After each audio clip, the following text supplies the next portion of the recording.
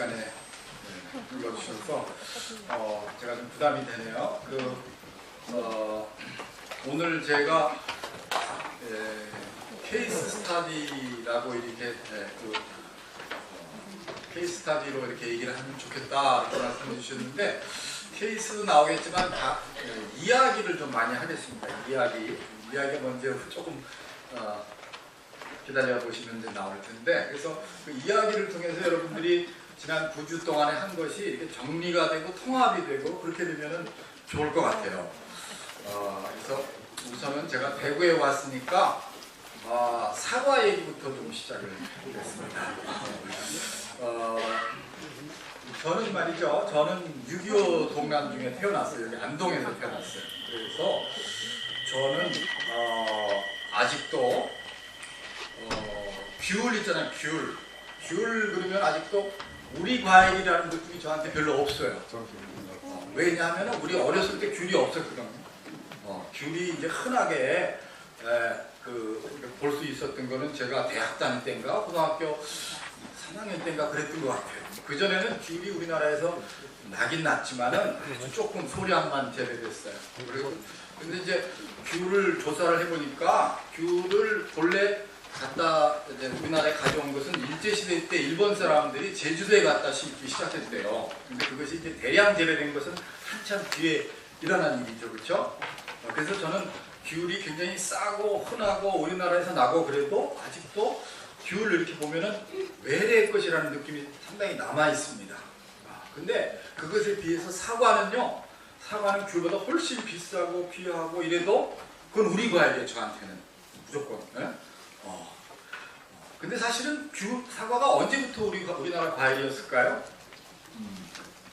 사실은 그 사과, 우리가 먹는 그런 종류의 사과가 들어온 건 별로 오래되지 않았어요.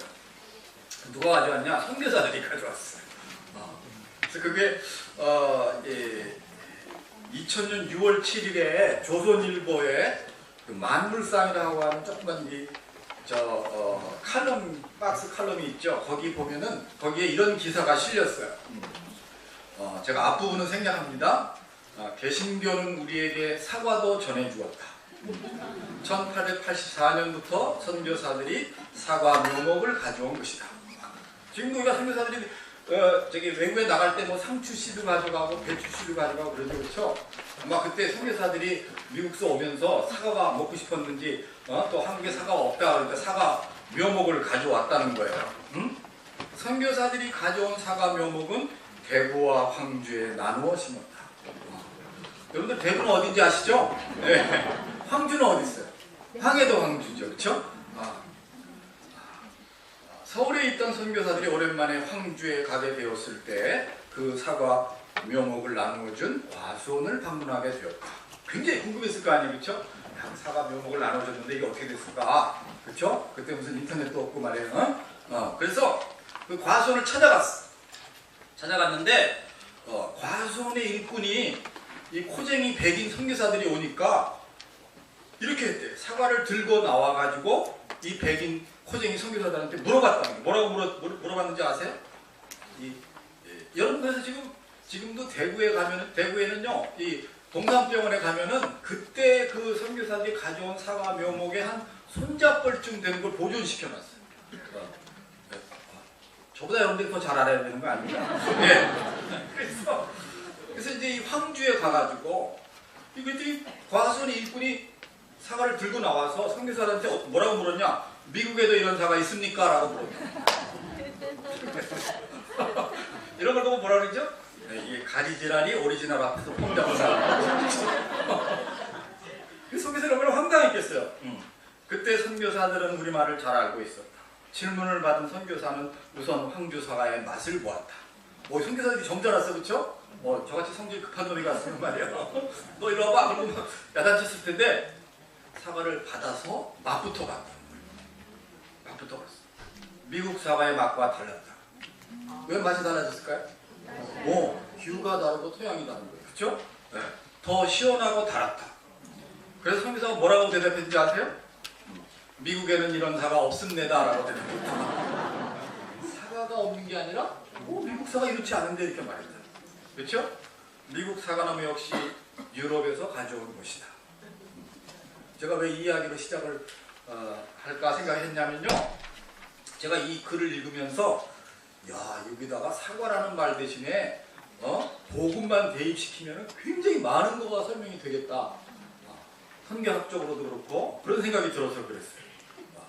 보세요. 여기 과수원의 일꾼은 굉장히 중요한 착각을 하고 있어요. 어떤 착각을 하고 있죠? 그 사과나무가 조상 대대로 거기 있었던 것 같은 착각을 하고 있는 거예요.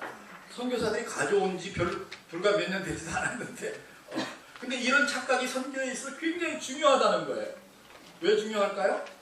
우리가 복음을 전했는데 그 사람들이 그것을 외래의 것으로 생각하면 우리는 잘못하는 거라는 거예요. 그 교회를 볼 때마다 코쟁이 백인들이 생각나고 그 사람들이 지어준 거, 그 사람들이 해준 거, 그거 우리가 잘못하는 거예요.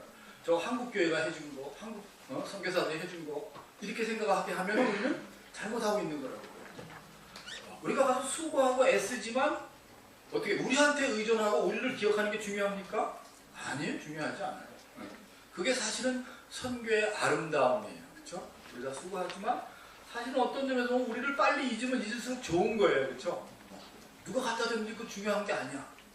그 사람들이 말씀에 의지하고 성령에 의지하고 그렇게 되면 되는 거죠, 그렇죠? 그래서 그것이 복음이 자기들의 것, 교회가 자기들의 것이 돼야지 늘 외래의 것 이렇게 남아 있으면 안 된다는 거예요, 그렇죠? 그래서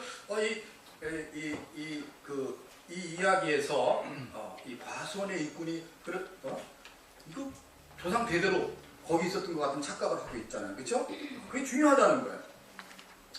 그 다음에 선교사들이 또 어떻게 했어요? 뭐라 그랬어요? 그거 내가 갖다 준 거야 막 그러지 않았다는 거예요, 그렇죠? 그게 뭐 중요하냐는 거예요.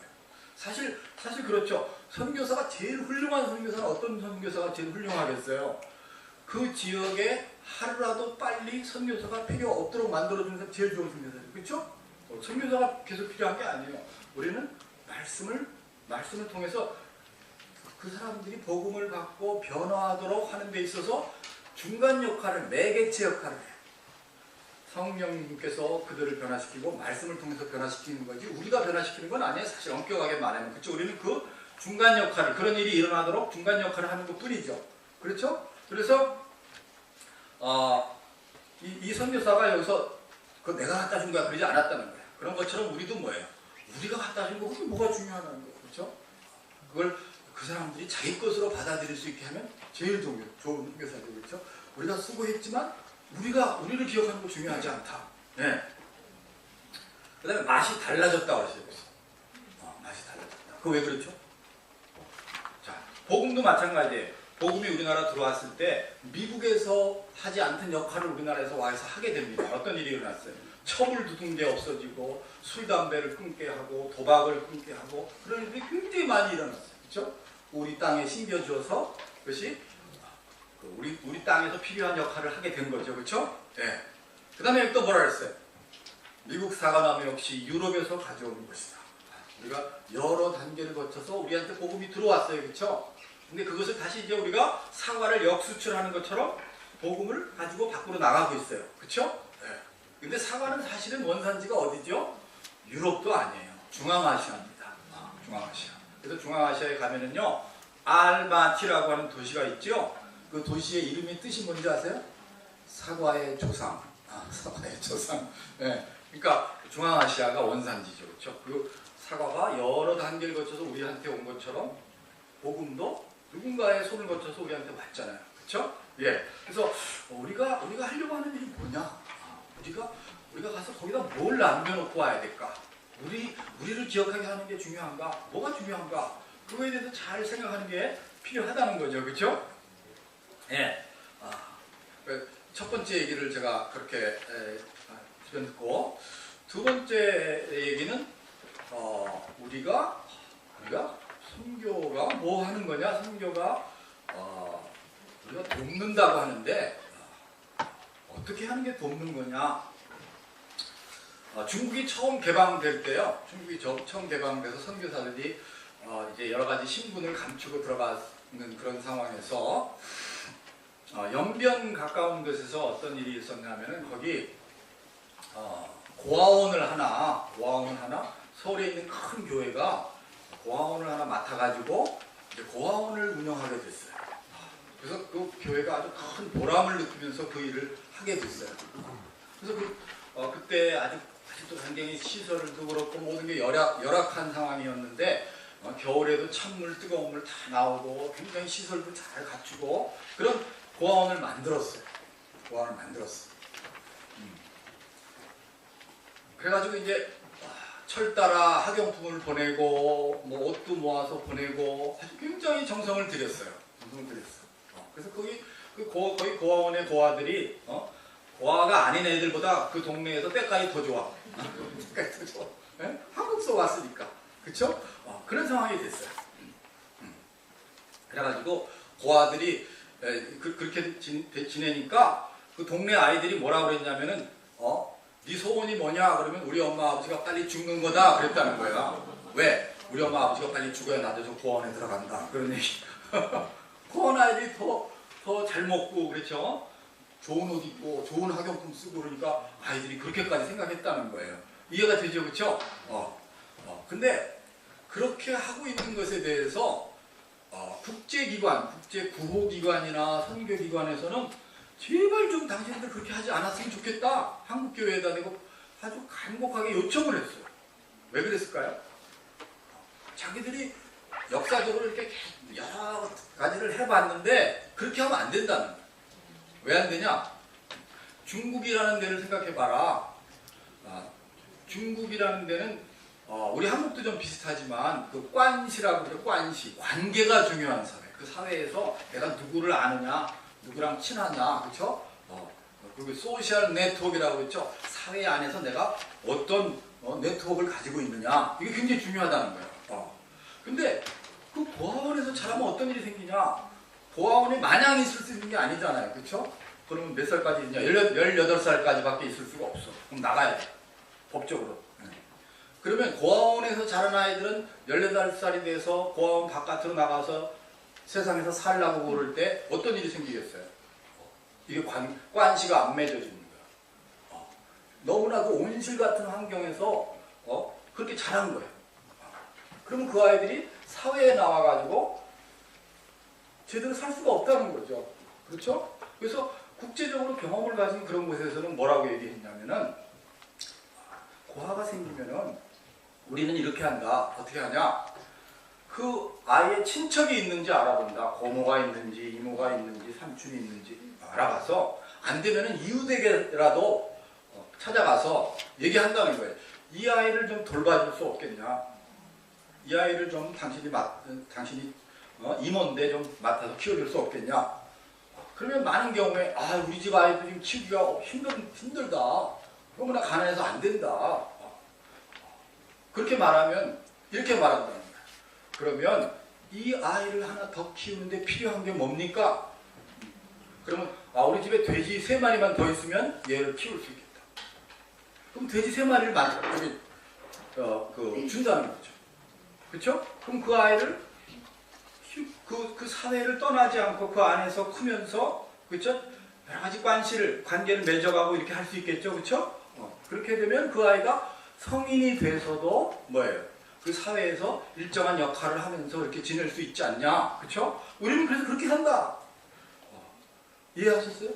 그러니까 우리가 도와주는 거가 뭐냐 하는 거에 대해서 선교에 있어서 제대로 도와주는 게 뭐냐? 도와주는 거 우리가 너무 쉽게 생각해. 너무 쉽게 생각해. 그러니까 그런 것들에 있어서 제가 겪은 얘기를 하나 좀 해드리면은 요 이야기가 좀 길고 이게 핵심이에요. 사실은 제가 겪은 이야기가 뭐냐면 제가 안양에서 왔다고 그랬죠 오늘, 그렇죠? 안양에서. 제가 안양에 살고 있기 때문에 안양 옆에 광명시가 붙어 있어요. 그래서 저희 집에서 그 광명시에 있는 KTX 정거장까지 한 15분이면 가요. 그래서 저는 아주 KTX를 잘 활용하는 편인데 그래서 그 안양에 이사 간 지가 한 20년이 좀 넘었어요. 그때 저희 집 아이들이 6학년, 중학교 2학년 그랬어요. 근데 걔들이 이제 다 결혼했어요. 제가 많이 늙었죠, 그렇죠? 근데 이사를 가고 나니까 본래 다니던 교회에서 굉장히 멀어졌잖아요, 그렇죠? 그러니까 아이들이 아이들이 이사를 왔지만 자꾸 본래 다니던 교회를 자꾸 가려고 그러는 거야. 그렇죠? 친구들이 거기 있고 이러니까. 그렇죠? 근데 그게 몇 달 안 가더라고. 너무 힘들어. 새벽같이 일어나서 주일마다 가는데 힘들기도 하고 몇 달 지나니까 안양에서도 친구가 생겼어. 그렇죠? 그래서 야 이제 그럼 안양의 교회를 정하자 이렇게 됐어요. 근데 그러고 있으니까 우리 또 선교사들이 또 여러 사람이 뭐 안양에서는 어느 교회를 가는 게 좋다 뭐 어쩌고 그러더니 어느 선교사 하나가 어느 교회를 가래. 근데 그 교회 목사님이 거기 교회가 아주 선교 열심히 하는 교회인데 그 교회 목사님이 자기하고 신학교 동기라는 거야. 그래서 그 목사님 불러내가지고 그 목사님이 점심을 한 끼 맛있게 사주셨어요. 그래서 제가 점심을 한 끼 얻어먹고 교회를 옮겼어요. 옮겼는데 옮기고 보니까 그 교회가 마침 외국인 노동자들을 위한 사역을 막 시작할 때였어요. 외국인 노동자들. 근데 이게 안양 지역이 안양하고 우리 목사님 잘 아실 거예요. 군포하고 의왕하고 이렇게 세 도시가 옆으로 뭐 광명도 있고 그렇지만 이렇게 세 도시가 붙어 있는데 여기가 비교적 공장이 많은데 안양도 아직도 시내 한복판에 오뚜기 식품 공장이 있어. 그래서 카레 냄새가 풀풀 나 맨날. 이게 공장이 꽤 많아. 일제시대 때부터 있었어. 그리고 이제 군포도 그렇고 의왕시 쪽은 이제 가구 공장이 많았어. 근데 그러니까 외국인들이 많은 거예요. 그러니까 보니까 이렇게 가나, 나이지리아 이렇게 흑인들도 있고 말이에요. 그 다음에 필리핀, 중국, 베트남 여기가 제일 많고 그 다음에 이제 뭐 파키스탄, 네팔 이란 사람들이 좀 있었어. 이란인 사역자를 하나 좀 우리가 같이 일하자 그랬더니 이란 사람들이 꽤 많이 나왔어요. 그 다음에 스리랑카 이렇게 동남아 또 여러 뭐 버마 사람도 간혹 있고 여러 나라 사람이 있는 거예요. 그래서 사역이 시작이 됐는데 그래서 주일날 오후 4시에 이제 외국인 노동자들을 위한 모임을 교회에서 갖게 됐어요. 그래서 이제 아침 예배가 끝나면 점심 때쯤 이렇게 교회들 그 공장을 찾아다니는 거예요. 공장을 찾아가서 이 사람들이 어떻게 지내는지 그리고 데려올 수 있는 사람 데려오고 이렇게 해서 공장을 찾아다녔어요. 근데 이제 공장을 몇 번 가면서 뭘 알게 됐냐면은 이 사람들이 그 공장에서 일요일이라고 주일날은 밥을 안 해줍니다. 밥을 안 해줘. 그러니까 이거 어떡하겠어요? 뭐 부엌이 제대로 있는 것도 아닌데 이 사람들이 자기들끼리 해결을 해야 되는 거야. 그렇죠?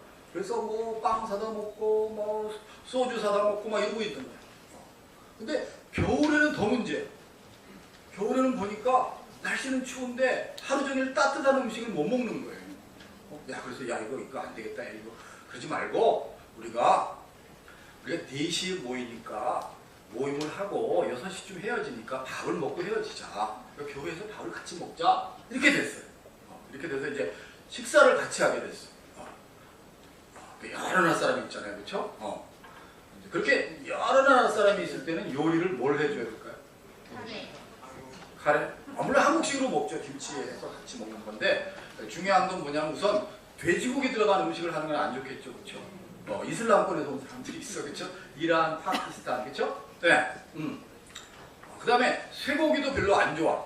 왜 안 좋아? 이 네팔 이렇게 힌두교권에서 온 사람들이 있어. 제일 만만한 게 뭐야 그러니까? 닭고기. 제가 그때 닭고기 굉장히 먹었어요. 그래서 제가 이제 저한테 닭고기 같이 먹자 그러면 가만 안 놔둬요. 가만 안 놔둬요. 그래서 제 아내가 그때 닭도리탕 만드는 선수가 됐어요. 그래서 이제 밥을 해서 같이 먹는 거예요.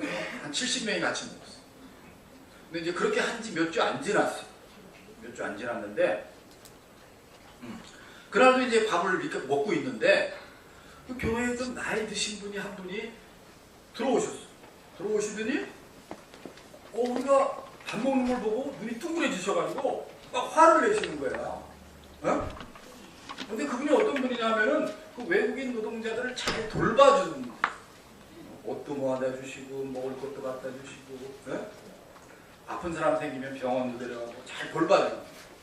그러니까 그날도 관심이 있으니까 오셨어. 관심 없는 분들은 그런데 안 와요. 오시면은 코가 낀다 그래가지고 코 낀다 그래가지고 안 와. 오셨는데 갑자기 화를 내시는 거예요. 그래서 제가 가서 여쭤봤어요. 왜 그렇게 화가 나셨냐고, 우리가 뭘 잘못했냐고. 그랬더니 이분이 당신들 말이야 지금 밥 먹고 있는데 말이야, 누가 그 식판 수저 누가 쓰라고 그랬어요? 누가 거기다 뭐라 그랬어요? 식판 수저. 거기서 왜 이거 식판 수저 무슨 왜 안 됩니까? 아니 그 식판 수저 그거는 말이야 주일 낮에 점심 때 성가대가 쓰는 거라고. 성가대가 우리 저녁 식사하고 있었잖아요, 그렇죠? 근데 여기 말이야 지금 여기 흑인들도 있고 말이야, 이 사람들이 다 가난한 나라에서 온 사람들인데 이 사람들이 무슨 병이 있는지 어떻게 알아? 무슨 병이 있는지 어떻게 알아? 당신 책임질래? 당신 책임질 수 있어? 이러시는 거예요. 이야, 그 얘기를 들으니까 저처럼 같이 앉아서 밥 먹은 사람 기분이 어땠겠어요? 이야, 저도 이제 성질이 좀 더러운 편인데요. 그래요. 이게 뚜껑이 열리는 거야, 그렇죠? 제가 아마 선교사로서 기본적인 오리엔테이션이 안 돼 있었으면 그날 뚜껑 열리고 사고 쳤을 거예요. 저는 그때 이제 선교사를 보내고 뒷바라지 하는 일을 하고 있었어요. 제가 그날 하여튼 그 얘기를 들었는데 뚜껑을 좀 눌러놓고 생각을 해봤어요. 이분이 도대체 무슨 얘기가 하고 싶은 거냐 생각을 해봤어요. 그분이 뭐라고 얘기하는 거예요, 저한테? 이 사람들을 도와주는 건 좋다 이거야. 자기도 열심히 도왔어요, 그렇죠? 도와주는 건 얼마든지 하라 이거야, 그렇죠? 근데 뭐는 하지 마라? 뭐는 하지 말라는 거예요? 같은 식판 수저를 써서 같이 먹는 건 안 된다 그 얘기야. 그게 무슨 뜻이에요? 그걸 성경적으로 말하면 같아진다. 이런 거 좀 제가 설명을 같아지는 건 안 된다. 도와주는 건 좋대. 제가 그날 두 가지 정도를 깨달았어요. 첫 번째 깨달은 게 뭐냐면은 고린도전서 13장에 나오는 말씀을 그날 새로 깨달았어요. 고린도전서 13장 사랑장에 이런 말씀이 있죠. 내가 내 가진 모든 것으로 구제하고, 심지어 어디까지 갈 수 있다고요? 내 몸을 불사르게 내어줄지라. 내가 내 가진 걸 다 털어서 구제할 수 있다는 거야. 도와줄 수 있다는 거야. 심지어는 내 생명을 줄 수 있어요. 근데 그걸 뭐 없이 그렇게 할 수 있다? 사랑 없이. 제가 그 구절의 의미를 새로 깨달아. 이게 그런 얘기로구나. 우리가 사랑 없이도 도와줄 수 있구나. 도와주는 것이 사랑이 아닐 수도 있구나. 그걸 깨달습니다. 이해하셨어요? 그래서 제가 그날 사랑장을 다시 들여다봤어요. 야, 그러면 도와주는 것이 사랑이 아닐 수도 있다면 사랑이 뭐냐? 사랑장에 이렇게 돼 있잖아요. 사랑은 오래 참고 온유하고 시기하지 아니하고 자랑하지 아니하고 교만하지 아니하고 성내지 아니하고 전부 다 뭐예요? 사랑은 내가 상대방을 도와줬느냐 안 도와줬느냐가 결정하는 게 아니라는 거예요. 왜 그렇죠? 도와주는 거는 어떤 자세로도 할 수 있어요? 어떤 자세로 할 수 있죠? 우월감을 가지고 할 수 있어요. 그렇죠? 잘난 내가 저 사람들보다 가진 것도 많고 배운 것도 많고 그래. 그러니까 저 못난 저 사람들 도와주는 거예요. 그렇죠? 그런 자세로도 도와줄 수 있잖아요. 그렇죠? 근데 같아지는 건 그렇게 하면 안 돼. 성경에서 말하는 성육신적으로 한다. 그건 그렇게 하면 안 돼. 그 성경에서는 도와주는 걸 굉장히, 아까 제가 처음에 조금 전에 연변의 그 고아원 얘기 해드렸잖아요. 그렇죠? 도와주는. 그래서 제가 그 사랑이 뭔지에 대해서 그날 다시 깨달았어요. 그러면서 깨달은 게 뭐냐면 우리가 선교한다고 할 때 대체로 이런 자세로 해왔구나 하는 걸 깨달았어요. 어떤 자세로? 잘난 우리가 저 못난 사람들을 도와주는 거다. 그 정도 생각하고 하고 있구나 하는 걸 깨달았어요.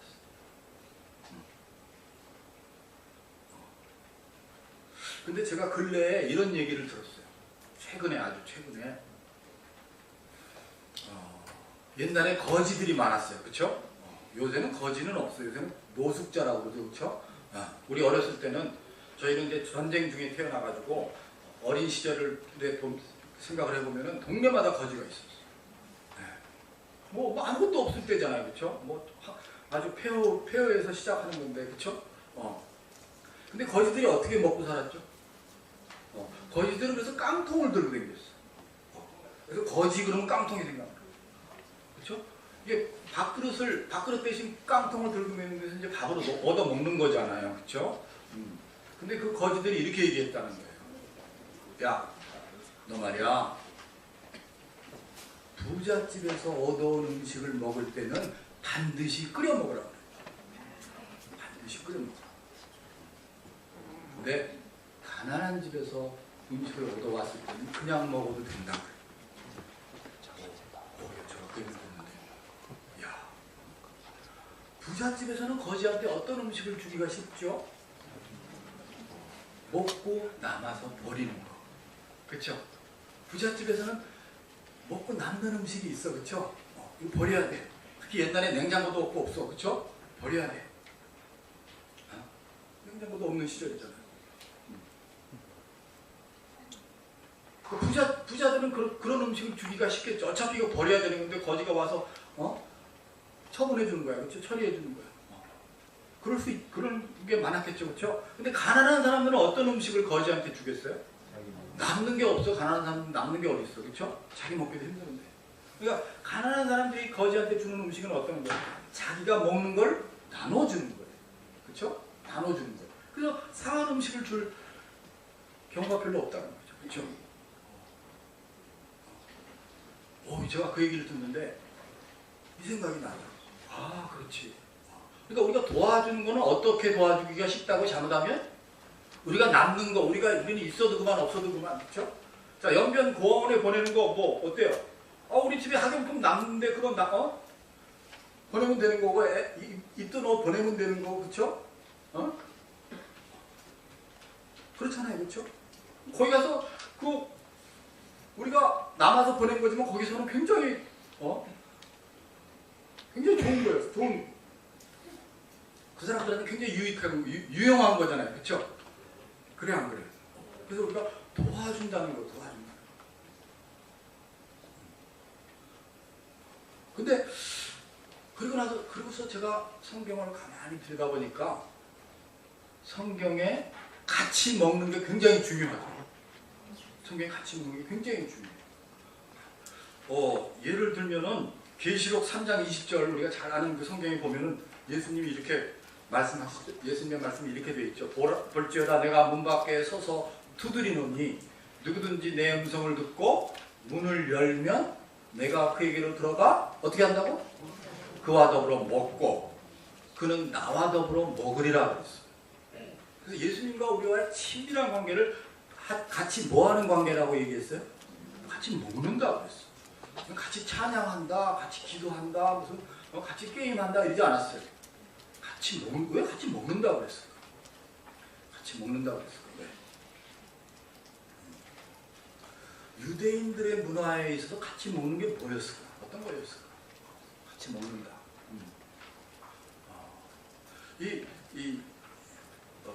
여러분들은 그럼 누구랑 같이 먹어요 주로? 친한 사람들이랑 먹는다고 그러는 분들은 집에 잘 안 들어가는 분들.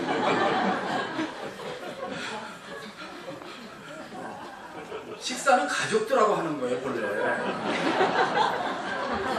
집에 들어가세요 이제부터. 그래서 우리가 가족이란 말 대신에 식구라고 그러잖아요. 이해하셨어요? 식구. 먹을 식자 입구자 쓰잖아. 그렇죠? 그리고 같이 먹다 보면 또 가족이 돼. 그래서 너하고 나하고 3년 동안 한솥밥 먹었다 그렇게 말하잖아요. 그렇죠? 그게 무슨 뜻이야? 3년 동안 한 가족처럼 지냈다 그 얘기야. 그렇죠? 같이 먹는다. 그러니까 유대인들의 문화에서도요. 한 상에서 먹는다. 한 상에서 먹는다. 예를 들면 구약에 보면은요. 이런 얘기가 있어요. 다윗이 자기가 참 그렇게 너무나 사랑하고 생명처럼 귀하게 생각하던 요나단이 죽었다는 소식을 듣게 돼요. 그렇죠? 그랬을 때 다윗이 뭐라 그럽니까? 야, 도아들한테 이렇게 얘기해. 야, 그 요나단의 자식들 중에 혹시 누가 살아있는지 좀 찾아봐라. 그렇게 얘기해요. 근데 찾아보니까 누가 살아있어?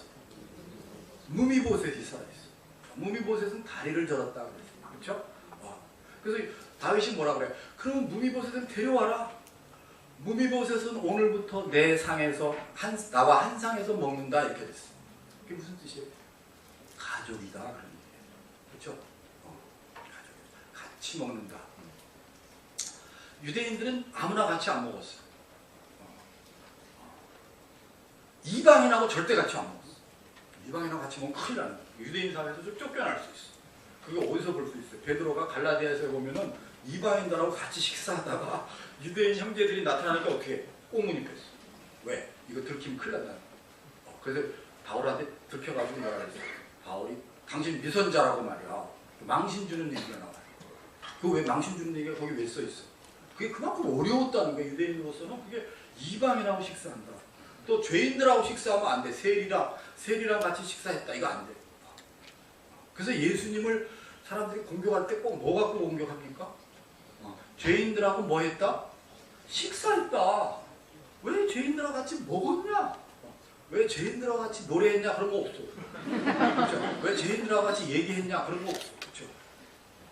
왜 죄인들하고 같이 먹었냐? 그렇죠? 같이 우리나라도 비슷하잖아요. 우리나라도 양반이 상놈하고 절대 같이 안 먹었어. 그렇죠? 우리나라도 비슷해요. 그렇죠? 우리 어렸을 때는요. 우리 어렸을 때는 이제 어머니들이 부엌에서 이제 밥상을 차리잖아요. 그렇죠? 근데 옛날에는 부엌이 굉장히 깊었어요. 그렇죠?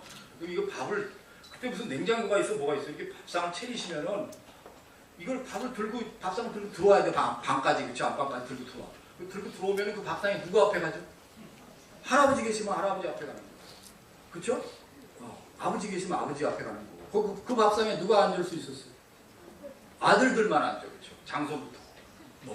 여자들은 어디가 있어? 여자들은 어디가 신경도 안 써. 부엌에서 쭈그리고 먹든지 말든지 그렇죠. 요새는 그렇게 하면 큰일 나요. 요새는 반대로 해도 될까 말까 그렇죠. 여자들끼리 먹고 남자들은 먹든지 말든지 신경도 안 쓰는 것 같아요. 큰일 났어요. 이 남자들 정신 차려야지. 제가 집에 가도요. 밥 먹었냐고 물어보는 사람도 큰일 났어. 그래서 이 어머니가 그 밥상에 누가 앉을 수 있냐? 그렇죠? 여자들 못 앉아서 같이. 그런 시절이 있었잖아요. 그렇죠? 우리 문화에서도 굉장히 그래서 이 문화인류학자들이 조사를 해보니까 이 같이 밥 먹는 게 그 친밀성에 있어서 말이죠. 굉장히 중요한 거예요. 그래서 많은 문화에서 남녀가 결혼하기 전에는 절대로 한 밥상에서 못 먹게 하는 문화도 많다는 거예요. 같이 먹는다. 우리 한국에서 남자들이 군대 가면 어떻게 돼요? 군대 가면은 식당을 딱 분리시켜놔. 장교하고 사병하고. 그렇죠? 우리나라 군대만 그런 게 아니에요. 미군도 그래. 그거 왜 그럴까요? 왜 분리시키죠? 왜 분리시켜요? 그렇죠. 질서를 지킨다. 그러니까 장교하고 사병은 이게 신분이 다른 거예요. 그렇지? 양반 상놈처럼 신분이 다른 거야. 근데 같이 앉아서 먹다 보면 무슨 일이 생길까 봐? 같이 앉아서 먹게 하면 무슨 일이 생길까 봐? 평상시에? 그럼 뭐라고 그래? 그런 걸 보고? 그거 한마디로 하는 거 있어. 우리말에 딱 요약해서 한마디로 딱 하는 게 있어. 그게 맘먹는 일이 생길까 봐. 마주 앉아서 먹는다는 뜻이죠. 너 맘먹지 마 이렇게 얘기했잖아요. 그렇죠? 같이 못 먹게 하고. 너 장교라고 해서 대단한 줄 알았는데 먹는 거 보니까 별거 아니구나. 나랑 똑같구나. 입으로 들어가는구나. 그렇죠? 화장실도 나랑 똑같이 가겠구나. 별거 아니구나. 같이 못 먹게 하고. 그렇죠? 우리가 교회에서 같이 먹는 걸로 하는 중요한 의식이 있어요. 그게 뭐예요? 성찬식이에요. 그렇죠? 우리가 성찬식을 통해서 확인하는 것 중에 하나가 뭐가 있어요? 성찬식의 의미를 생각해 보세요. 성찬식 예수님의 살과 피를 기념해서 우리가 그걸 먹고 마셔요. 그렇죠? 먹고 마셔. 근데 그것을 통해서 우리가 깨닫는 것 중에 하나가 뭐죠? 우리가 성경에서 교회를 뭐라고 그랬어요? 예수님이 머리가 되시고 우리가 그 몸이라고 그랬어요. 그렇죠? 우리가 몸된 교회 이렇게 말하잖아요. 그렇죠? 우리가 몸을 이루고 있는데 우리가 그 몸을 이루고 있는 뭐다? 지체들이다. 서로 남남이 아니고 한 공동체다. 지체들이다. 그걸 확인하는 것이 성찬식의 의미 가운데 하나예요. 이해하셨어요? 그걸 어떻게 우리가 지체라는 걸 뭘로 확인한다고요? 같이 먹는 걸로 합니다. 같이 찬양하는 걸로 하는 게 아니고, 그렇죠? 같이 기도하는 게 아니고 같이 먹는 걸로. 같이 먹는다. 같이 뭐 먹겠다. 이게 뭐 어떻게 됩니까? 그렇죠? 제가 그 다음 주에 교회 갔더니 무슨 일이 생겼냐? 이 식판수 좀 맘 놓고 쓰라는 거야. 그래서 야 이거 어떻게 된 거야? 그랬더니 한 주 사이에 성가대를 위해서 식판, 수저, 일습을 새로 장만했더니. 야, 그때는 진짜 동작 빠르더라고요. 그렇죠? 제가 그날은 진짜 특공연인 줄 알았어. 근데 문제는 뭐냐면 우리가 그렇다는 거예요. 내가 너희들을 도와줄 수는 있어. 근데 같아지는 건 안 돼. 맘먹으려고 그러지는 말이야. 그쵸? 근데 이 같아지는 게 왜 이렇게 중요한지 아세요? 선교에 있어서? 그걸 성육신적이다 그렇게 말해요. 근데 그거는요 상식적인 차원에서 생각하면 오히려 금방 이해가 돼요. 왜 그러냐면은 같아진다는 게 뭐예요? 제가 저 뒤에 있는 분들은 이리 오세요, 앞으로 오세요. 그러면 우리 한국에서는 이렇게 하면 돼요, 그렇죠? 이렇게 하면 돼. 그러나 미국 가서 이렇게 하면 어떻게 되죠? 이거는 빠이빠이야, 빠이빠이, 잘 가, 빠이빠이. 미국 사람들 오라고 할 때 이렇게 해요. 우리 강아지한테는 이렇게 하잖아요. 그렇죠? 그럼 같아진다는 게 뭐야? 미국 사람들이 우리한테 와가지고 야 너희들 되게 무식하다. 어떻게 사람을 오라고 그럴 때 이렇게 하냐? 이렇게 해야지. 내일 아침 9시부터 전부 다 이렇게 바꾸라고 하면 우리가 기분 좋겠어요? 그리고 바꿀 필요가 있어요? 없어요? 없어. 그 사람이 와서 한국식으로 하면 되는 거죠. 그렇죠?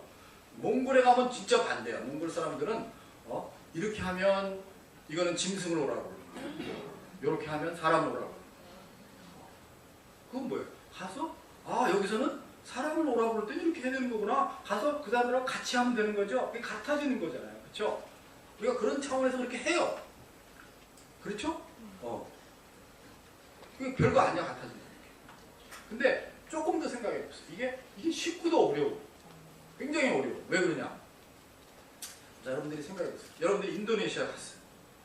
인도네시아 갔는데 인도네시아 사람들이 여러분들을 볼 때 저 사람이 한국 사람이니까 예수 믿는구나. 저 사람이 우리보다 가진 게 많고 배운 게 많고 그러니까 예수 믿는구나. 그러면 우리가 믿는 예수가 그 사람들에게 별로 의미가 있겠어요? 없겠어요? 없어. 저 사람은 우리가 다른 사람이야. 민족이 다르고 배운 게 다르고 가진 게 많고 우리가 다른 사람이야. 그러니까 종교가 다른 거야. 그럼 끝난다는 거야. 이해하셨어요? 그럼 뭐가 먼저 오라는 거예요? 그러니까 그 사람들이 우리를 볼 때 저 사람이 한국 사람인데 저 사람이 우리보다 가진 것도 많고 배운 것도 많고 그런데 우리와 같은 사람이네. 그게 먼저 돼야 된다는 거예요. 이해하셨어요? 물론 이제 같은 걸로 끝나면 안 돼요. 같은 걸로 끝나려면 우리가 뭐하러 가겠어, 그렇죠? 갈 필요가 없는 거죠, 그렇죠? 우리가 먼저, 근데 중요한 건 뭐냐면 그 사람들이 우리를 자기들과 같은 사람으로 받아들여질 수 있어야 된다는 거예요. 그게 먼저라는 거예요. 그 말은 뭐예요? 우리가 가서 이 사람들한테 너 이것도 모르지, 너 이거 잘못하고 있어, 이 가르치려고 드는 것을 먼저 하면 안 된다는 거예요. 그럼 진짜 우리가 전하려고 하는 게 전달이 안 된다는 거예요. 이해하셨어요? 네. 그래서 우리가 그런 점에서 같아져요. 근데 제가 실제적으로도요. 여러분 한번 생각해 보세요. 성경에서 예수님을 만난 사람들 중에서 예수님을 얼굴과 얼굴을 이렇게 대면해서 이렇게 만난 사람들 중에서 예수님을 만나서 그 자리에서 변화된 사람들이 누구냐? 누구냐? 자, 우리가 선교가 뭐 하는 거냐를 여러 가지로 생각할 수 있겠지만 한번 이렇게 생각해 보세요. 우리가 잘 아는 마태복음 28장 19절에서 20절에 있는 말씀으로 하면은 너희는 가서 모든 민족을 제자로 삼아 이렇게 돼 있죠. 우리가 가서 선교를 통해서 해야 될 일이 뭐라고요? 제자가 되게 해야 되는 거예요. 그 사람들이. 그렇죠? 제자가 되게 해야 된다. 근데 제자가 된다는 말이 무슨 말이냐? 예수님의 제자가 된다는 게 어떻게 된다는 얘기냐? 그 다음에 설명이 되어 있어요. 제자로 삼아 아버지와 아들과 성령의 이름으로 세례를 베풀고 이렇게 되어 있어요. 그러니까 먼저 그 사람들이 제자가 되는 것인데 먼저 세례를 받게 돼야 된다. 그렇죠? 그럼 세례를 받는 거는 뭐가 달라지는 거예요? 뭐가 바뀌는 거예요? 뭐가 바뀌었다는 거예요? 뭐가 바뀐 거죠? 신분이 바뀌었어. 그렇죠? 내가 누구냐가 달라진 거야. 내가 그전과는 다른 사람이 돼서 이전에는 세상에 속한 사람이었는데 하늘나라에 속하게 되고 하나님 자녀가 되고 그렇죠? 신분이 달라졌어. 요즘 쓰는 말로 하면 정체성이 바뀐다. 내가 누구냐가 달라진다. 그렇죠? 영어로 말하면 being의 문제겠죠. being. 그렇죠? 존재의 문제야. 내가 누구냐. 이전과는 다른 사람이야. 거듭났어. 새로운 피조물이야. 그렇죠? 세례는 정체성이 바뀌어. 자, 우리가 선교에서 어떤 결과를 보기를 원하냐? 제자가 되는 것을 보기를 원한다. 근데 제자가 된다는 말은 먼저 세례, 정체성이 바뀌는 거다. 그 다음에 세례만 주고 끝내라 그런 게 아니야. 그렇죠? 아버지와 아들과 성령의 이름으로 세례를 베풀고 내가 너에게 군부한 모든 것을 가르쳐 지키게 하라. 그러면 세례는 신분, 정체성의 문제다. 그렇게 말할 수 있다면 가르쳐 지키게 하는 것은 뭐의 문제예요? 삶의 문제야. 그렇죠? 어떻게 사느냐는 삶의 문제죠. 영어로 말하면 doing의 문제야. doing. 그렇죠? being과 doing, 존재와 삶이 다 바뀌어야 돼요. 이해하셨죠? 자, 거기 제자로 삼아 모두 천국 가게 해라 이렇게 말하지 않았어. 그 천국 가는 게 중요하지 않아서 그럴까요? 아니에요. 천국 가는 게 중요해요. 굉장히 중요하죠. 그렇지만 하나님의 자녀가 됐는데 무슨 천국 가는 얘기를 따로 할 필요가 있어요? 없어요? 없어요. 그렇죠? 그러니까 여기서 중요한 게 뭐예요? 천국 가는 얘기가 중요하지 않아서가 아니라 천국 가는 건 가는 거고 이 땅에서도 하나님 자녀로 살아야 된다는 거예요. 하나님 자녀로 하나님의 풍성하심을 드러내는, 그렇죠? 그걸 드러내는 삶을 살아야 된다는 거예요. 우리가 이 땅에서 삶을 얘기하고 있는 거예요. 그렇죠? 하나님의 자녀로서 그 하나님의 은혜 가운데 그렇게 살라는 거예요. 그런 변화가 있어야 된다는 거죠. 그렇죠? 네, 이해하셨죠?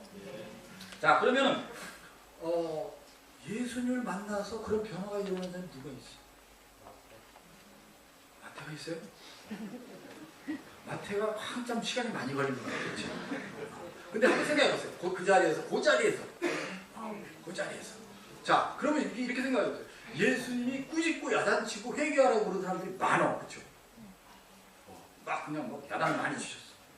근데 예수님이 꾸짖고 야단쳐서 변한 사람이 있어요? 없어요? 그 자리에서 변했다고 믿는 사람이 없어. 있으면 데리고 나와보세요. 없어. 이상하게 없어. 근데 정작 누가 변했다고 돼 있어요? 누가 변했어요? 예를 들면 사마리아 수가성 우물가 여인이 변했어. 그렇죠? 이 여인이 그냥 남사시러워가지고 어떻게 했어?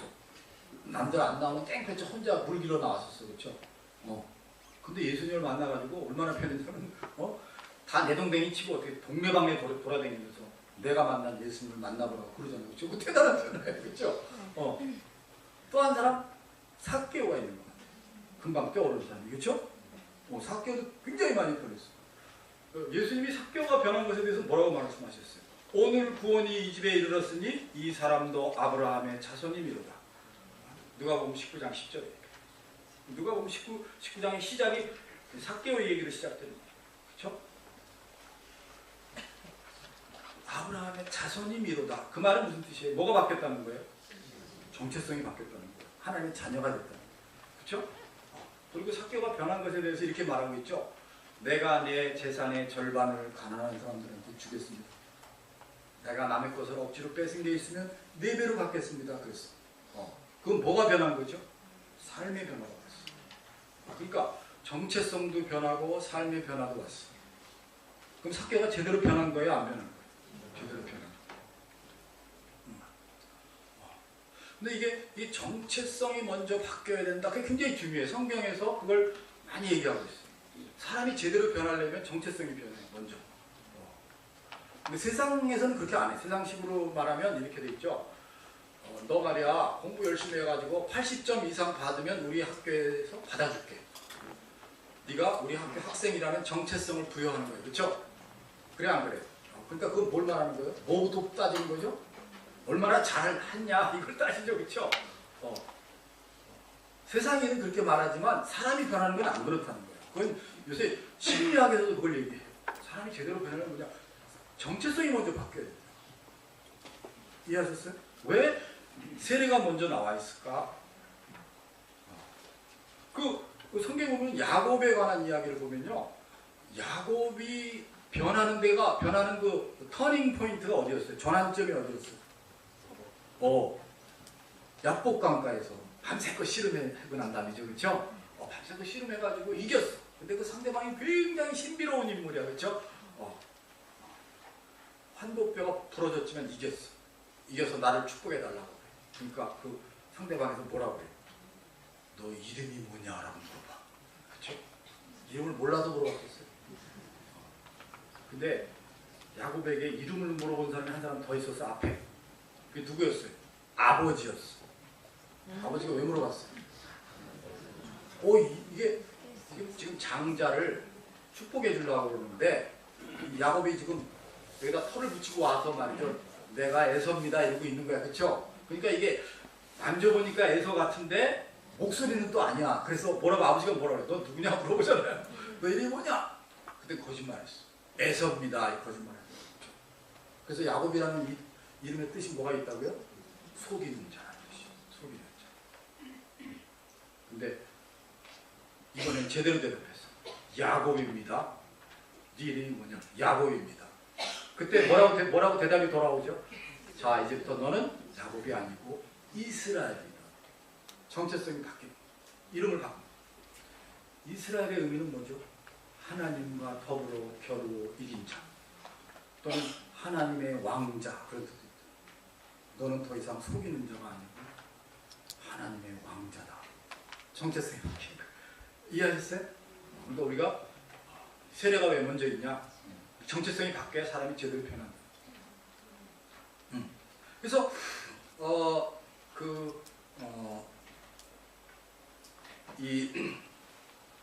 누굽니까? 이 삭개오의 경우를 보면요, 삭개오가 제대로 변했단 말이에요, 그렇죠?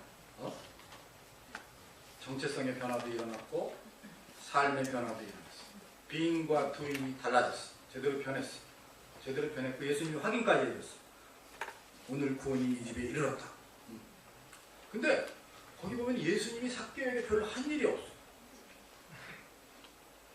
예수님이 하신 건 이거밖에 없어. 삭개오야 속히 내려오라. 내가 오늘 내 집에 유하여 하겠다. 끝이야. 이게 삭개오가 제대로 변한 건 맞는데 예수님이 그 삭개오가 변하는 데 있어서 별로 역할을 안 한 것 같아요. 이상하잖아요. 우리 여기 나가서 한번 해볼까요? 아무나 못 들고 내가 오늘 내 집에 유하여 하겠다. 그럼 그 사람이 변하겠어요? 근데 삭개오는 변했다는 거야. 그거야 예수님이 하신 거니까 그렇지. 아니에요. 성경을 그렇게 보면 안 돼. 잘 보세요. 그게 그 말씀이 왜 삭개오에게 그렇게 중요했을까 한번 생각해보세요. 여러분 삭개오가 어떤 사람인지 알아야 돼. 그러면 그렇죠? 삭개오는 어떤 사람이에요? 예수님하고 삭개오가 어디서 만났어요? 삭개오가 살던 곳이 어디죠?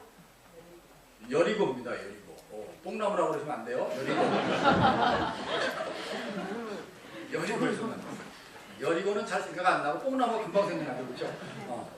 근데 삭개오는 여리고에 살고 있었고 세리장이고 부자고 키가 작고 그거를 우리가 성경에서 알 수 있죠, 그렇죠? 근데 삭개오는 예수님이 자기 집에 가시겠다고 그러니까 굉장히 기뻤다고 그랬어요. 급히 내려와 즐거워하며 영접하고. 그렇죠? 굉장히 기뻤다고 그랬어요. 나는 잘 모르겠어. 나는 예수님을 길거리에서 만났는데 갑자기 우리 집에 가시겠다. 그럼 굉장히 기쁘기도 하지만 큰일 났어. 왜 큰일 났어요? 집에 청소가 안 돼.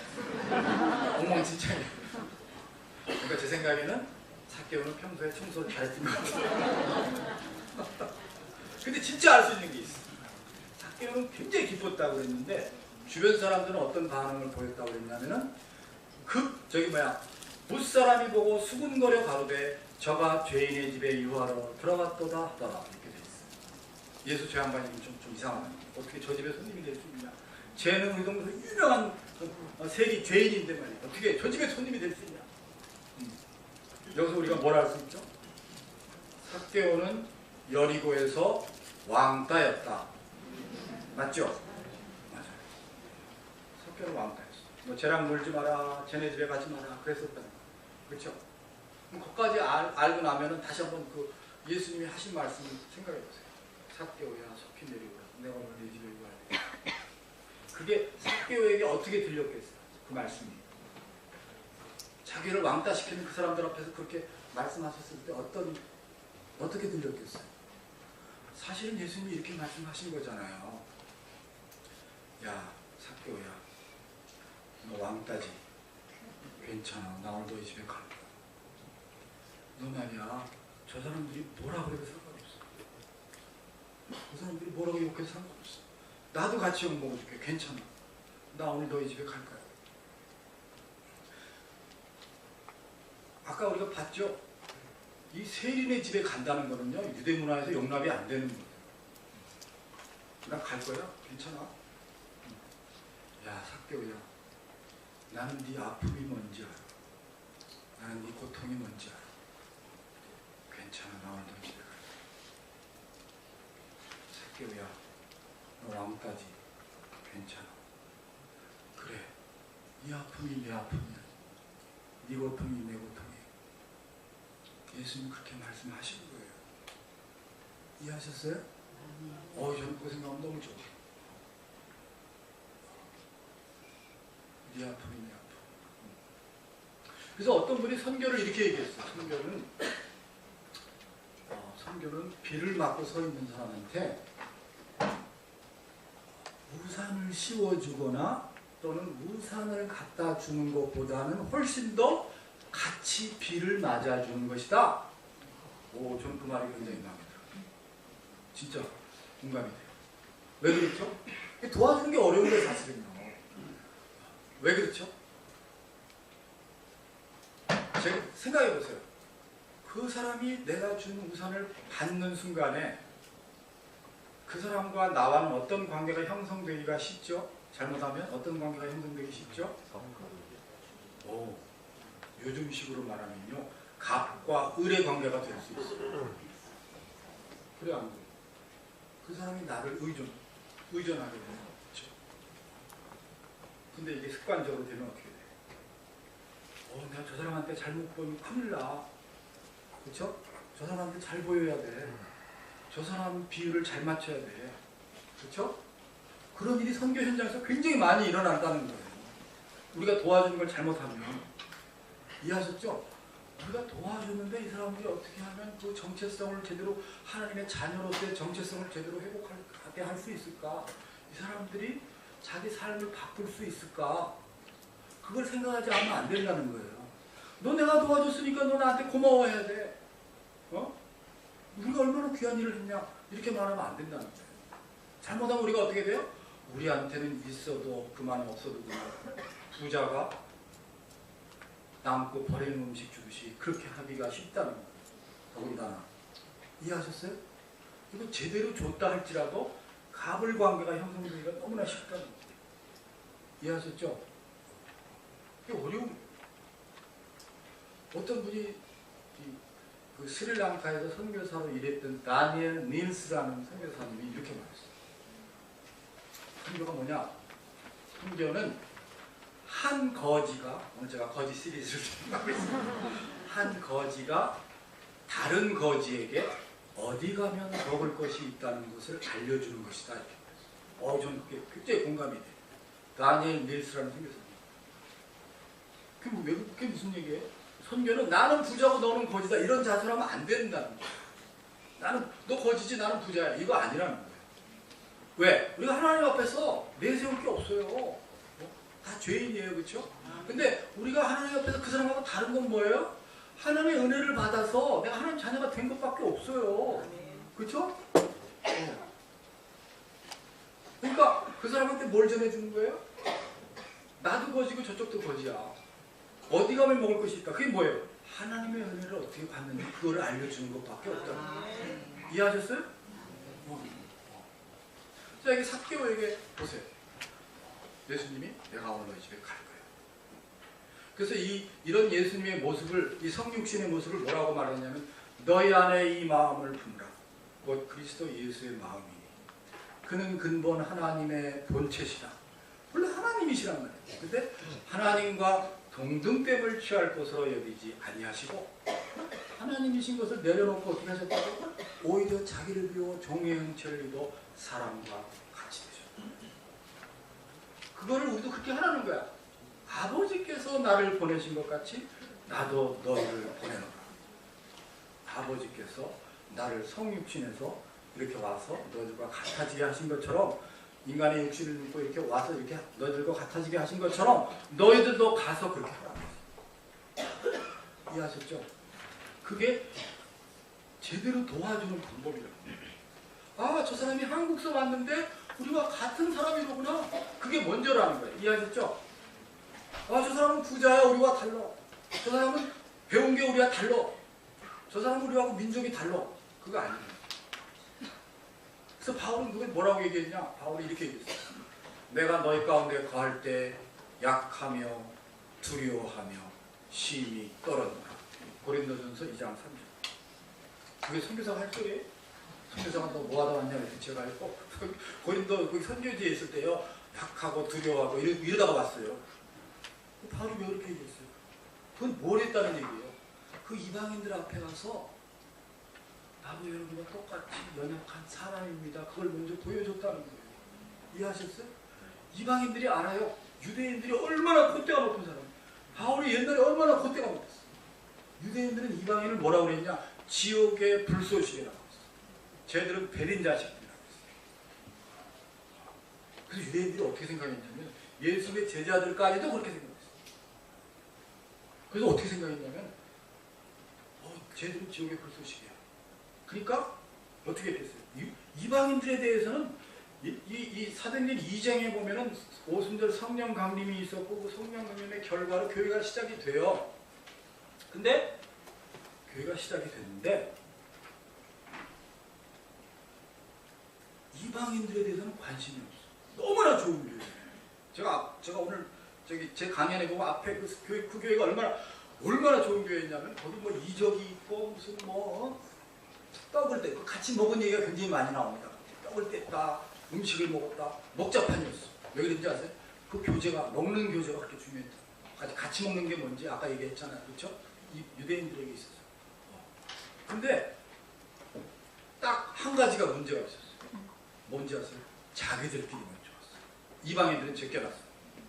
쟤들은 지옥의 불쏘시개야. 그리고 뭐라고 그랬냐면 이방인들을 위해서 간혹가다 하나님 백성이 되려고 그러면 뭐라고 말했는지 아세요? 뭐라고 그랬죠? 야, 너 이방인이잖아. 그러니까 너 하나님 백성이 되고 싶으면은 유대인들이 받는 할례 받아. 그렇게 얘기해. 그 말. 네 정체성을 바꿔. 네가 이방인으로 태어났지만 유대인으로서의 정체성을 가져라. 문화적으로. 너 율법 지키는 걸 보여줘. 유대인들이 지키는 율법 지키는 걸 보여줘. 그건 뭘 바꾸라는 얘기야? 네 삶의 방식을 다 유대인식으로 살아라. 두잉의 문제예요. 그렇죠? 정체성도 바꾸고 삶의 방식도 유대인식으로 살아라. 너 하나님 백성이 되고 싶어. 그러니까 하나님 생각하는 거 얼마나 달라. 하나님 뭐라 그랬어요? 먼저 믿은 너희가 가서 그 사람으로 같아져. 먼저 믿은 너희가. 유대인들은 아니야, 쟤들이 우리랑 같아. 쟤들이 무슨 하나님 우리만 선택하고 우리만 택함 받았는데 그렇게 생각했다는 거죠. 그래서 성경에 보면 하나님께서 아니야, 그거 잘못된 생각이야. 이방인은 이방인, 헬라인은 헬라인으로 있으면서 예수 믿고 구원 얻을 수 있어. 유대인이 될 필요가 없어. 그걸 가르쳐준 사건이 고넬료의 집에 보낸 얘기잖아요. 이해가 돼요? 고넬료 집에 가서 베드로가 뭘 깨달아요? 아, 하나님께서 이 할례도 없는 이방인들에게 자기가 말씀 전하는데 성령을 주시는 거예요. 당원을 하게 됩니다. 깜짝 놀라요. 야, 어떻게 이 할례도 없는 이방인들에게 성령을 주시냐? 베드로가 그때서야 뭐라고 해요? 이 사람들이 우리와 같이 성령을 받았으니 누가 능히 물러 세례 줌을 그 말이야. 야, 하나님께서 이 사람들한테 성령 주시는데 우리가 어떻게 세례를 안 베풀 수가 있겠냐? 베드로마저 그렇게 생각하고 있어요. 이해하시죠? 그래서 하나님께서 이 예루살렘 교회를 핍박이 임하게 해가지고 뿔뿔이 흩어버리잖아요. 스데반이 순교를 당하게 되고 그렇죠? 왜 그랬는지 아세요? 너무나 좋은 교회에서 나무랄 데가 없어요. 거기서 얼마나 서로 사랑했냐 하면요, 자기 것을 자기 거라고 주장하지 않고 필요한 대로 나눠서 가고 있어요. 이야, 대단한 공동체였어요. 4장에 가면은 그들 가운데 가난한 사람이 없더라 이렇게 했어요. 핍절한 사람이 없더라. 옛날 성경에, 옛날 번역에 그렇게 가난한 사람, 그거 얼마나 대단해. 얼마나 대단해. 근데 하나님께서 핍박이 임하는 슬프게. 왜? 자기들끼리 죽어. 제가 얼마 전에 전주에 왔어요. 목요일 저녁인데 제가 대구까지는 오는데 그때만 해도 전주 이 KTX도 개통이 제대로 안 되고 안 가나. 제주 갔다가 올라오려면 너무 힘들어. 그래가지고 안 가려고 했는데 제 친구가 안 가면 죽인다고 해서 할 수 없이 갔어요. 갔는데 그날은 기차가 익산에서 내리라는 거예요. 그 익산에서 전주가 얼마 안 돼. 근데 거기 집사님이 익산에서 선생님이야. 그래서 그 익산에서 퇴근하고 와가지고 저를 데리고 이제 교회로 가는 거예요. 가는데 이분이 이러는 거야 나보고. 아유 선교사님 요새 우리 교회가 너무너무 좋아요. 그래요? 요새 목사님이 새로 오셨는데 너무 좋은 프로그램이 많아졌어요. 그래요? 그래서 저는요 매일 저녁 퇴근하면 교회로 가요. 그렇습니까? 우리 교회 성도들이 너무너무 좋아요. 그래요. 거기까지는 좋았어. 근데 그분이 그 다음 말씀이 뭐냐면 성교사님 그래서요 우리 교회 성도들이 요새 죄 지을 틈이 없어요. 그런 거. 죄 지을 틈이 없어요. 그때 제가 굉장히 충격을 받았어요. 왜 충격을 받았을까요? 이게 교회가 뭐 하는 거냐? 교회가 성도들로 하여금 아침부터 저녁까지 교회에 나와 있게 함으로써 밖에 나가면 사고 친다 이거야. 밖에 나가면 사고 치니까 교회 와 있어. 교회 와 있어. 그게 좋은 교회입니까? 아니에요. 그거는 절반밖에 생각을 못한 거예요. 그렇죠? 우리가 모이는 거 굉장히 중요해요. 우리가 모이는 건 좋잖아요. 그렇죠? 중요해요. 그리고 여기서 우리가 힘을 얻고 기도하고 그렇죠? 격려하고 말씀 배우고 얼마나 중요합니까? 그러나 그거는 우리가 나가서 그래서 세상을 변화시키고 그렇죠? 땅끝까지 복음을 전하고 그게 우리의 할 일이지 우리끼리 욕을하고 우리끼리 모여있으면 좋죠. 우리끼리 모여있으면 좋으면 싸질러지고 산으로 올라가는 게 제일 좋아. 그렇지 않아요? 아니에요. 우리가 세상을 변화시켜야 되는데 세상이 우리를 변화시킬까 봐 나가지 말래 지금. 죄든 근데 오늘날 우리 교회 모습이 그래요. 실제로 그렇다는 게 문제예요. 그렇죠? 교회 온갖 프로그램이 다 들어와 있어. 무슨 낮에 무슨 영어 회화도 가르쳐 줍니다. 또 해줍니다. 어이고 그거 한다고 죄 짓는 건 아니지만 그건 교회 본질하고는 상관이 없는 거예요. 그렇죠? 그렇죠? 될 수 있으면 모든 걸 교회 와서 해라. 좋은 것 같지만 아니에요. 교회에서 모여서 기도하고 격려 말씀드리고 나가야죠. 그렇죠? 나가는데 어때요? 선교는 뭘 하는 거예요? 그 경계를 넘어가는 거예요. 유대인들은 사실은 우리보다 훨씬 낫어. 왜? 유대인 사회는 엄청난 영향을 끼치고 있어요. 백성들이 칭송하더라 그랬어. 그 교회, 예루살렘 교회를 보고 안 믿는 사람들도 야, 저 사람들 대단한 사람입니다. 어떻게 저렇게 살 수 있냐? 자기 거를 자기 거라고 주장하지 않고. 우리는 그것도 못하잖아요. 지금 우리 한국 사람들끼리. 사회가 교회를 걱정하는 시대가 됐어. 얼마나 쪽팔려. 그렇죠? 우리가 사회를 걱정하는 게 아니라 사회에서 야, 쟤들 또 무슨 사고 안 치냐 이러고 있어요. 너무 쪽팔려. 그렇죠? 근데 예루살렘 교회는 안 그랬어요. 대단했어.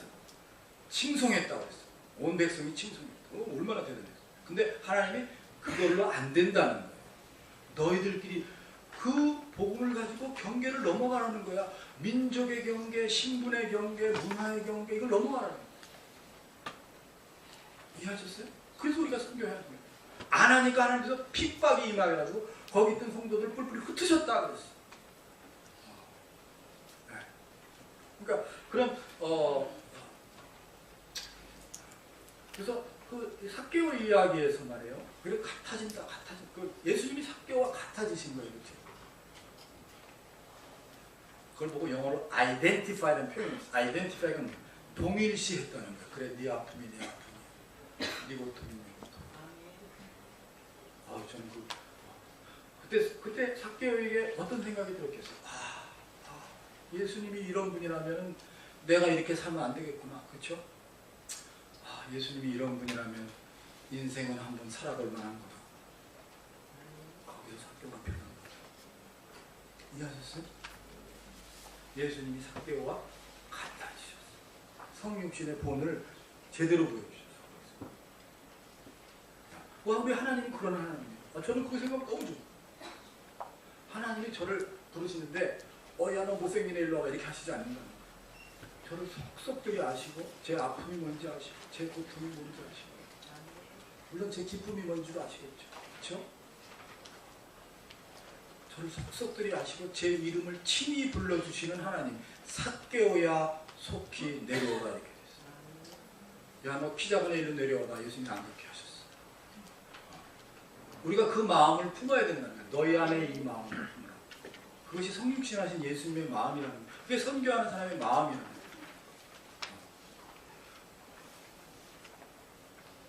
여러분 젊은 분들한테 제가 조금 우리 아까 장모님이 특별히 좀 관심을 가져달라고 말씀하셨는데 저는 제가 이제 시간도 없는데 제 얘기 자꾸 하면 안 되는데 저는 젊어서 이상하게 하나님이 여러 가지 경험을 하게 하셨어요.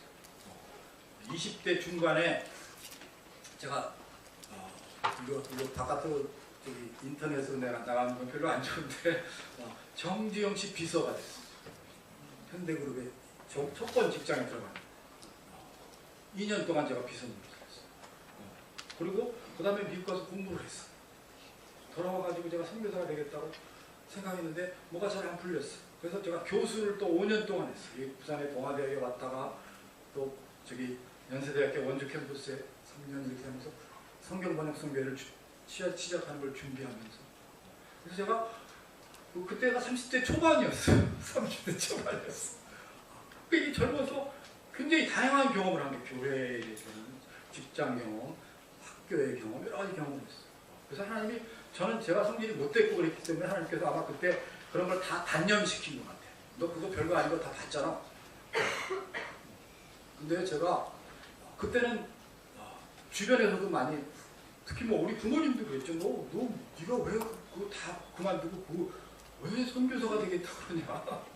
저와 제 아내를 엄청 이상하게 생각했죠. 많이 어려움도 겪었고 근데 제가 이제 60이 넘어가고 이렇게 되니까요 친구들이 안 믿는 친구들조차도 뭐예요? 좀 부러워요. 왜 그럴까요? 제가 무슨 잘 먹고 잘 살도 아니에요.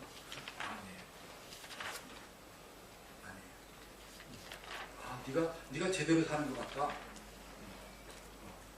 네가 언제나 남한테 줄 것이 있구나. 그렇죠?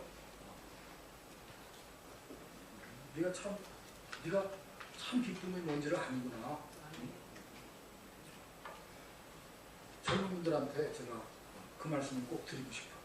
이게 참 제가 뭐 별로 한 일은 없어요. 다 우리 그렇지만 뭐예요? 참 하나님 앞에서 내가 축복을 받았다. 내가 뭐 가진 것도 없고 아무것도 없지만 여러분들이 좀 한번 삶을 생각할 때, 인생을 생각할 때 이 지금 우리가 복음을 이렇게 이해하고 나니까 얼마나 좋아요. 그렇죠? 하나님이 그런 하나님이구나. 성육신하신 하나님이 이런 분이로구나. 그렇죠? 네. 그 삭개오 얘기를 보면서 제가 그때 깨달은 게 뭐냐면 예수님이 삭개오를 참 잘 알고 만나셨다. 속속들이 알고 만나셨다. 근데 그러고 생각해 보니까 예수님이 만난 사람 중에서 예수님이 잘 모르고 만난 사람이 없더라고요. 없습니다. 그 사람이 부자 청년이건 니고데모건 누구 잘 아셨어요. 그러니까 성경은 어떻게 하는 거예요? 상대방에 대해서 잘 알아요.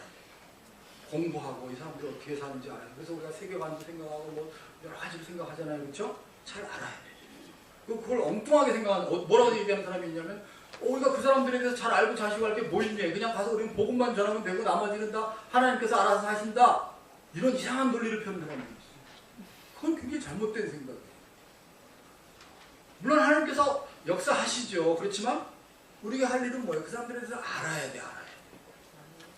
그래서 바울이 뭐라고 했어요? 내가 유대인한테 그래도 유대인처럼 되고 이방인한테도 이방인처럼 됐다. 그렇게 말하잖아요. 그렇죠? 바울이 헬라인에 대해서 이방인들에 대해서 얼마나 잘 알았습니까? 그렇죠? 그거 알아야 돼. 아는 만큼 사랑할 수 있어요. 몰라도 된다? 나머지는 하나님께서 알아서 하신다? 그거는 전혀 성경적이 아니에요. 네. 그래서 여기서 조금 두 가지만 정리가 필요해요. 자, 그러면 예수님께서 왜 꾸짖고 야단친 사람들은 많은데 삭개오의 경우는 왜 꾸짖고 야단치지 않으셨을까? 왜 그랬을 것 같아요? 성경에 보세요. 그럼 예수님께서는요, 자기가 죄인인 것을 알고 있는 사람, 깨닫고 있는 사람은 꾸짖거나 야단치지 않았어요. 그래서 예수님을 사람들이 뭐라고 비난했냐면 죄인의 친구라 이렇게 말했어요. 예수님은 어떤 사람을 꾸짖고 야단치냐? 자기가 이만하면 잘 살고 있다. 내가 하나님 앞에 가서 떳떳하다. 나는 금식도 하고 뭐 11조도 잘하고 철야도 잘하고. 바리새파 사람 대표적인 그렇죠? 그런 사람들은 꾸짖고 야단쳤어. 아까 제가 말한 거지 얘기로 하면 어떻게 되는 거예요? 자기가 부자라고 착각하고 있는 사람. 야 인마 너도 거지야 인마 너 정신 차려. 그게 예수님이 꾸짖은 얘기예요. 이해하셨어요? 왜 예수님이 꾸짖으셨을까? 변하지도 않을 사람. 너 인마 네가 부자인 줄 생각하고 있어. 너 거지야. 그걸 알려주신 거죠. 그렇죠? 삭개오는 자기가 죄인 걸 아는 상태에서 예수님을 만난 거예요. 그러니까. 또 딴 사람들이 다 자기 보고 죄인이라고 그랬잖아요. 그렇죠? 그러면 한 가지만 이제 여기서 생각해야 돼요. 그러면 삭개오가 자기가 죄인인 거 알고 있었다면 왜 그때까지 버티고 있다가 예수님이 자기 집에 가시겠다 그랬을 때 변한 이유는 뭘까? 그러면 자기가 죄인인 거 알고 있었으면 진작부터 좀 가난한 사람도 도와주고 변했으면 얼마나 좋아. 근데 왜 그때까지 그러고 있었냐면 왜 그랬을 것 같아요? 생각해보세요. 그때 삭개오를 욕하고 비난하고 왕따시킨 사람들이 누구였을까요? 그 중에 제일 대표적인 사람들이 누구였을까요? 바리새파 사람들이었어요. 자기 동족 유대인들 중에서도 바리새파 사람들이었어요. 누가복음 19장의 앞들에 읽어보면 다 나와요. 근데 이 바리새파 사람들이 어떤 사람들이냐? 같은 누가복음 16장에 보면은 14절에 이렇게 돼 있어요. 바리새인들은 돈을 좋아하는 자들이라. 그럼 삭개오 입장에서 그 바리새파 사람들이 자기를 욕하고 비난하고 왕따시킬 때 어떤 생각이 들었을까요? 그때 쓰는 말이 뭐죠? 너나 잘하세요. 맞아요, 틀려요. 삭개오는 그때까지 무슨 심정으로 살아왔어요? 나 죄인 맞아. 근데 너나 잘하세요. 사실은 바리새파 사람들도 삭개오에게 틀린 말을 한 건 아니에요. 꼭 틀린 말은 아니잖아요. 너 죄인이다. 그 말은 틀린 말은 아니죠, 그렇죠? 그러나 그 말 듣고 삭개오가 변하지는 않았다는 거예요. 왜? 너나 잘하세요. 그러니까 선교의 중요한 원리가 뭐예요? 복음을 전하는 사람이 신뢰를 받아야 된다. 그래야 복음도 신뢰를 받는다는 거예요. 이해하셨어요? 난 내 말씀만 잘 들어. 내가 어떻게 하든지. 그거 아니라는 거예요. 이해하셨죠? 네. 그래서 여러분들이 그런 점에서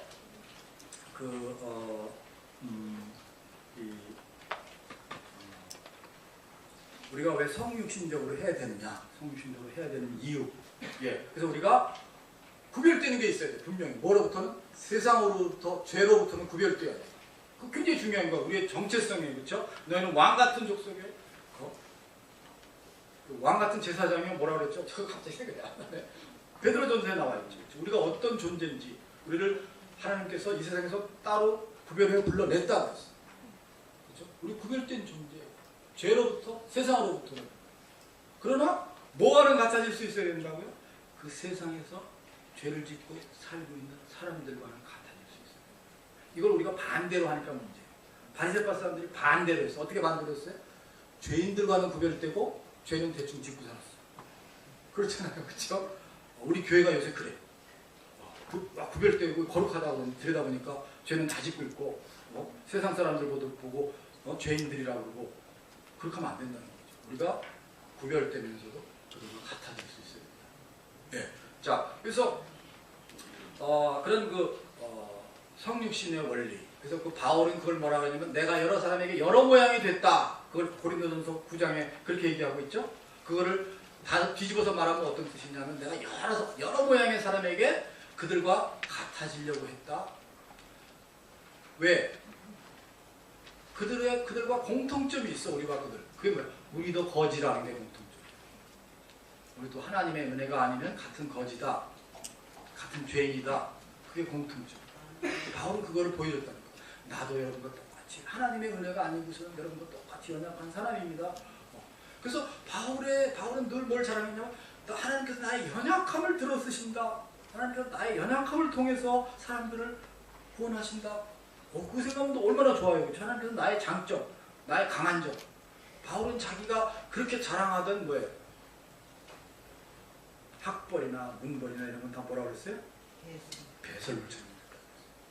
옛날에 그렇게 바리새파 사람이었을 때 그렇게 자랑하던 것들을, 그렇죠? 그러니까 그런 우리가 선교 사역을 한다는 것은 그런 자세를 갖는 것이다. 그리고 제가 이제 몇 가지만 좀 더 말씀드리고 마치겠습니다. 중요한 것은 이제 요즘에 이런 변화들이 있습니다. 제가 사역해온 그 성경 번역 쪽만 하더라도 한 70여 년 이상 이렇게 진짜 뭐 정글 속에 들어가고 오지에 들어가서 이렇게 부족들에게 가서 성경을 번역하고 이런 사역을 했는데 뒤돌아보니까 뭘 발견했냐면은 이게 성경이 번역되긴 최소한 더 신약 성경은 번역이 됐는데 이 사람들이 그 말씀을 듣고 말씀을 읽고 변했다는 증거가 별로 없어. 그리고 많은 곳에서 그 말씀을 안 읽고 그냥 선반 위에 올려놔서 먼지가 뽀얗게 쌓여있어. 이거 어떻게 된 거야? 우리가 뭘 한 거야? 응? 굉장한 뭐라고 할까요? 패러다임이 변하는 아주 근본적으로 다시 생각해야 되는 상황을 우리가 돌이켜보니까 우리가 빨리 성경만 번역하면 된다. 모든 언어로 성경이 번역되게 한다.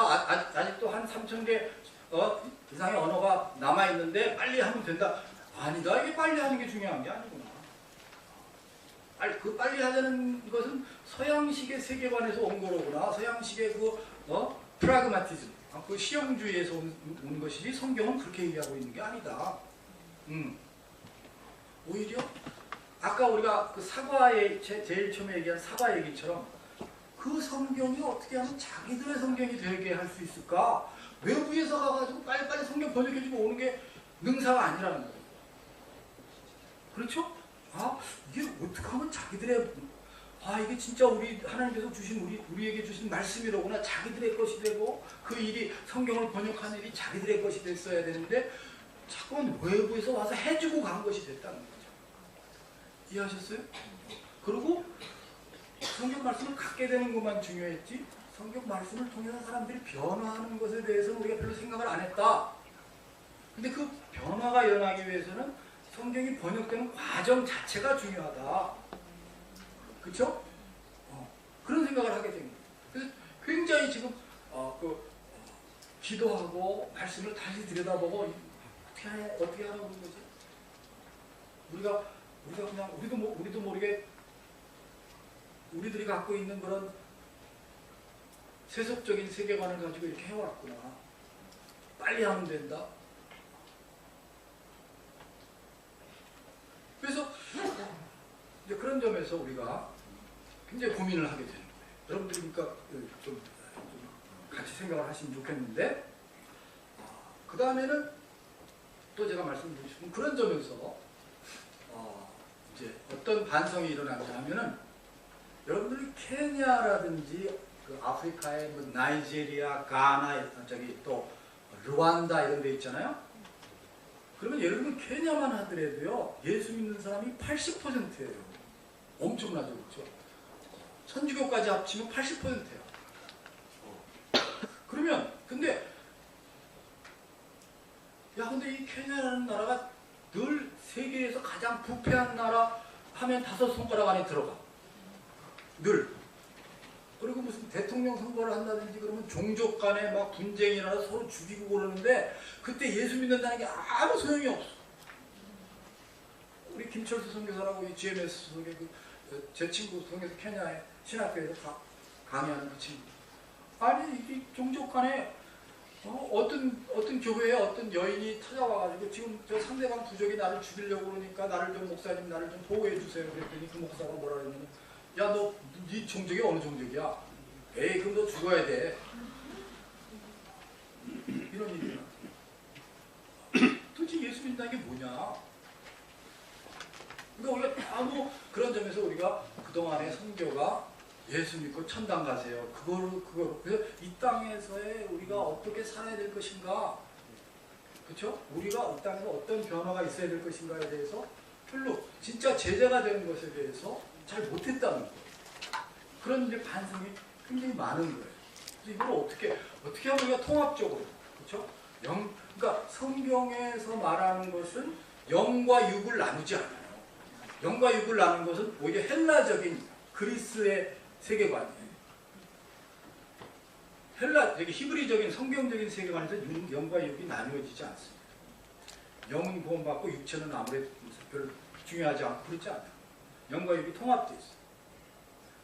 성과 속이 통합되어 있어. 세상과 우리 신앙생활 이걸 분리하지 않아요. 세상에서 어떻게 사느냐, 신앙생활 어떻게 사느냐 이거 분리할 수 없다. 성과 속이 통합되어 있어.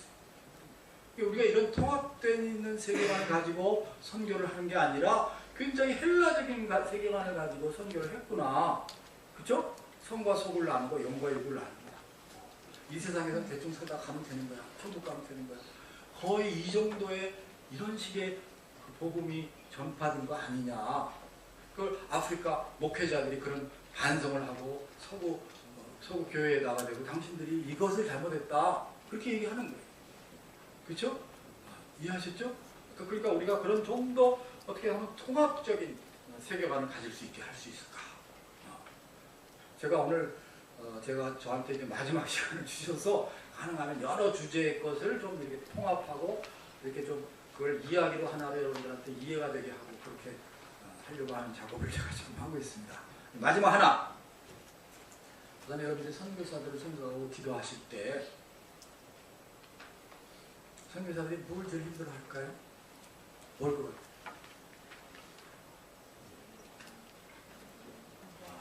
세계적으로 조사를 해봤어요. 선교사들이 왜 중간에 그만두느냐? 병이 들었다든지 뭐 이런 것 빼고 불가피한 것 빼고 왜 선교사들이 중간에 그만둘까? 그랬더니 거의 제일 높은 게 뭐였는지 아세요? 동료들과의 관계가 힘들어서. 저는 맨 처음에 그게 굉장히 힘들더라고요. 선교사들이 너무나 친하게 지내던 사람들이 가가지고 그래서 너무 친하기 때문에 같은 지역으로 보내달라고 그래서 또 그걸 해서 같이 갔어. 그랬더니 조금 있다가 싸운대. 그럼 조금 더 있으니까 박 터지게 싸운대. 와, 맨 처음에 그게 너무 힘들었어. 야, 이거 선교사가 어떻게 이럴 수가 있어. 근데 보니까 그게 힘들더라고요. 저는 이때까지 선교사들 중에 현지 사람들이 저를 속색해서 못해 먹겠어 이런 사람 아직 못 봤어요. 왜 그럴까요? 그 사람들이 속색이지 않아서 아니에요. 무지하게 속색해요. 근데 그 사람들이 속색일 때는 잘 참아요. 우리가. 왜? 잘난 내가 참아야 돼. 일단 내가 더 잘난 거야. 그렇죠? 근데 동료들하고는 그게 안 돼. 누가 잘났는지를 가려야 돼. 그래야 안 그래요? 예수님의 제자들이 마지막까지 그 싸움을 했잖아요. 내가 그래서 그걸 성경을 보고서 아 이게 어려운구나. 이게 쉬운 게 아니구나. 예수님이 마지막에 뭐라 그랬어요? 너희가 서로 사랑하면 내 제자인 줄 알리라 세상이. 와, 예수님이 제자들을 마지막 모아놓고 그 얘기를 왜 하셨을까? 예수님이 제자들을 마지막 모아놓고 야 너희들 땅끝까지 복음 전해야 돼. 너는 여기 맡고 너는 여기 맡아라. 여기서는 이런 전략을 가지고 가야 돼. 그렇게 말씀하시지 않았거든요. 뭘 얘기하셨어요? 서로 사랑해라. 서로 사랑해라. 마지막까지 네가 놈이냐 내가 놈이냐 싸웠다면서. 이해하셨어요? 여러분들이 선교사를 그렇게 봐주시오. 바울과 바나바도 첫 번째 선교행 마치고 돌아와서 싸웠어. 헤어졌어. 그게 굉장히 위로가 되더라고요. 저한테. 이해하셨어요? 그러니까 선교사도 뭐예요? 사람이에요. 선교사들이 선교사역 하면 스트레스 많이 받죠. 그걸 누구한테 풀어? 동료한테 풀어. 그러니까 선교사들을 너무나 영적 거인으로 생각하지 마시고 선교사들이 그런 고통이 있고 아픔이 있어요. 제 아내가 그거 하다가 상담사가 됐어요. 상담 박사 학위를 받아버렸어요. 오늘도 저희 말레이시아에 그거 위해서 2박 3일 갔어요. 가서 선교사 모임에 가서 선교사 들어오면 상담을 해주고 또 디브리핑을 해주고 이렇게 하고 있어요. 그러니까 선교사도 사람이에요. 여러분 교회에 와서 그걸 못해. 왜? 선교사가 체면이 있죠. 어디 가서 내가 그거 남편하고 싸운 얘기를 어떻게 하겠어요. 그렇죠? 아이들하고 어려운 걸 어떻게 얘기하겠어요. 동료들하고 싸운 걸 어떻게 얘기하겠어요. 그렇죠? 그걸 받아주고 얘기 들어주고 기도해주고 그렇죠? 여기 선교사가 오면은 좀 그렇게 대해주세요. 이 인간이 참 힘들어서 왔겠구나. 네? 좀 그렇게 받아주시고 기도해주시고 그랬습니다. 제가 이 정도 하겠습니다. 제가 잠깐 기도할까요? 감사합니다.